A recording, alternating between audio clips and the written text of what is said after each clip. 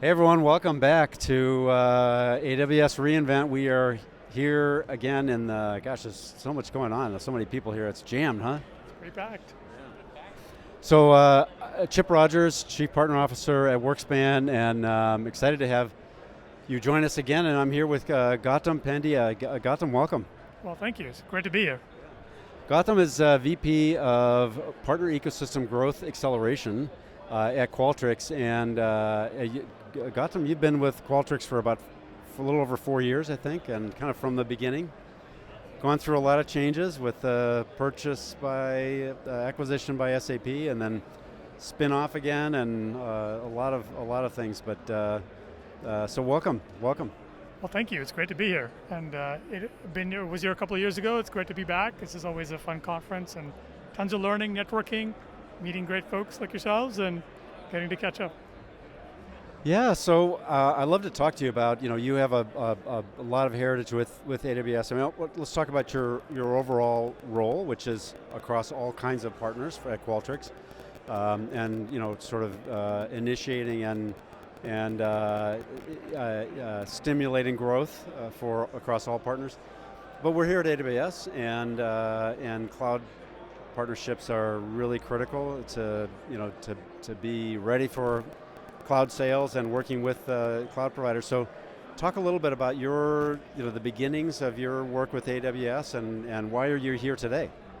Great, happy to. So I've been at Qualtrics about 4.5 years, and our ecosystem's been around about 5.5 years. So a relatively young ecosystem, but a 23-year-old business, right? It's been around a while, and our AWS partnership started up about 2.5 years ago. And so I was involved from day one of kicking it off, and it's been fun to see it grow and blossom and achieve quite a lot of success and scale over the last couple of years. So today, and there's a lot of learnings in that, right? There's definitely a lot of genius on the sides of partner companies like AWS in setting up the right incentive structures and motions and systems and process to drive all this to scale, the vast ecosystem they operate.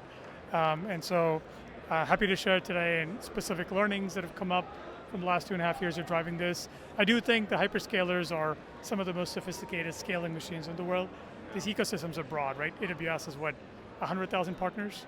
So it's a lot of partners, and how do you drive rigor, revenue, repeatability, scale, and do all that in a way that is feasible to manage, right? And so on the other side of it, as a ISV partner, we ended 2022 in a position where we achieved a lot of success with our marketplace.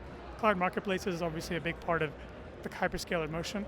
And so we were named a top 5 seller in the business applications category. Wow, congratulations. Thank you. And number 1 in the customer engagement subcategory. So it's a lot of momentum there, and we have some other initiatives around Amazon products like Amazon Connect and others that are underway too. So it's been it's a fun journey. We've learned a lot, and we're just still scratching the surface on day one, as they say. Yeah. Well, congratulations for 2.5 years of starting it out. That's incredible success. So well done. And I love how you said one of the first things that you have to do is if you're going to go to market and sell with cloud providers is have a marketplace listing and make sure that it's well structured and current.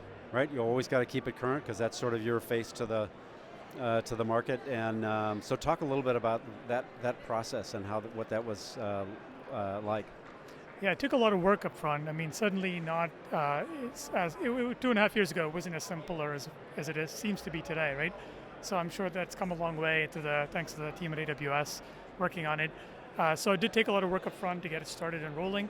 A large part of that is also internal, depending on the size and scale of your business, to how does it affect your process, how you kind of orchestrate the flow of your deals, and how do salespeople lead with it, understand it? Yeah. How do your customers understand it? Your buyers may not be the exact buyers who understand all the mechanics of marketplace. So there's a lot to be said around that. So a fair amount of change, education, training, all of that, but it is critical, and it's becoming increasingly so. The studies I've seen, Forrester, Gartner, and others, the numbers just keep going up, right? Tens of billions of dollars being spent and growing. The cloud providers are requiring more of it too, right? To get some of the incentives, as an ISV partner, you're more and more required to do transactions with the marketplace. So So there's a lot there. That's definitely where the gravity well is. So once you organize your internal business, though, then obviously crawl, walk, and run. How do you like test all the things that work and where it can work? Where are the few wins that you can get to get on the board and start to spin the cycle further? We're certainly not in a running phase yet.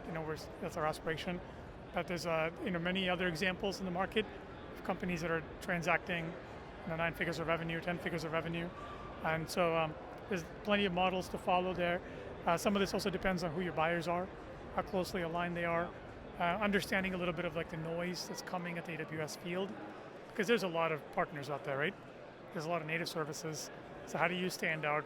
What's unique about your value proposition? That's a critical thing, I think. With working with, it's like, how do you get the attention from the field, right? How are you positioned, your unique value, and why is it going to help them? Why do they want to bring you into a deal?